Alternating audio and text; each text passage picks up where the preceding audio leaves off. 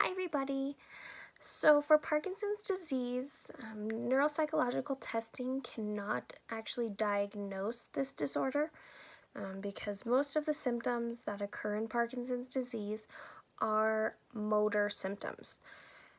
Once the disease is diagnosed and they start looking into the deterioration of the patient, there are some cognitive functions that can then be tested with neurological or neuropsychological testing.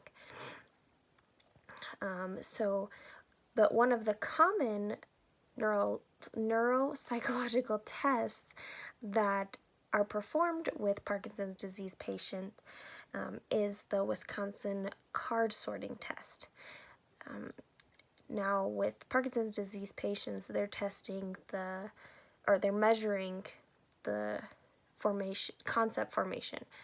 So what this test does is it asks a participant to sort 64 cards to match either color the figure on the card or the number of the figures on the card.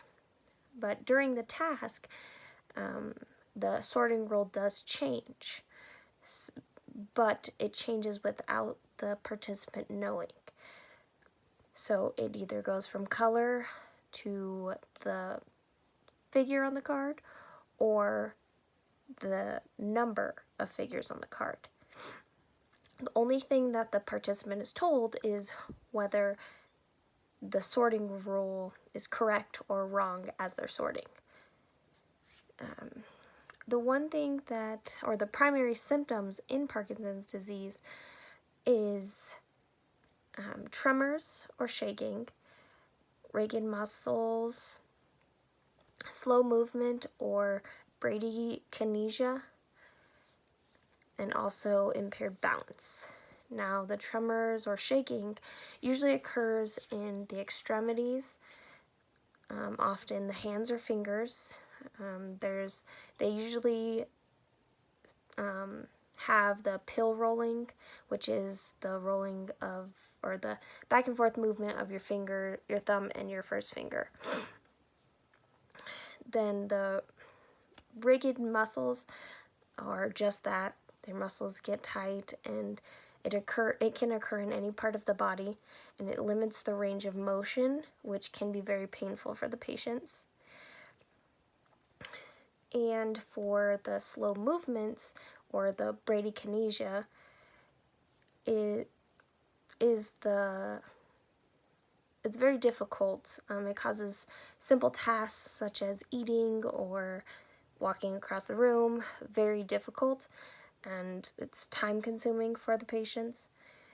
This then leads to patients shuffling their feet, or also what they consider shuffling gait. For Parkinson's disease, there isn't a cure, but there is both neurochemical medications and behavioral changes that can help manage the symptoms.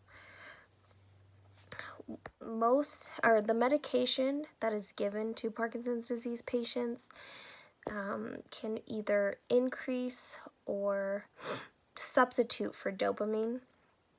And since dopamine can't really be directly given to patients, it's more of like a substitute, or, like I said, increases what we already have. The behavioral changes that can help with the symptoms of Parkinson's disease are things like changing or going and having physical therapy and doing aerobic exercises or yoga. It really helps with balance and stretching muscles to alleviate some of the rigid muscles and then the impaired balance. Though neuropsychological testing cannot diagnose Parkinson's disease, it definitely can help assess the deficits of cognitive functions, such as the diminishing capability of performing tasks that require executive functions, as well as the learning and retrieval abilities that may occur in Parkinson's disease. So, the disorder is definitely one that remains consistent among each patient, even though one patient may get the tremors or that more intensely than another patient that has Parkinson's disease. They always get the same symptoms. There's never one that doesn't get one or the other. They always, for Parkinson's disease, get the tremors, get the rigid muscles, and get the impaired balance and the slow movement. The outcome for Parkinson's disease is that since there is no cure, they really just have to manage the symptoms. It's pretty manageable if you're taking the right actions to get the medication and to make those behavioral changes or lifestyle changes. Even though you don't get rid of the disorder, you still can have somewhat of a normal life when you have Parkinson's disease. So I hope everyone enjoyed that, and have a good day.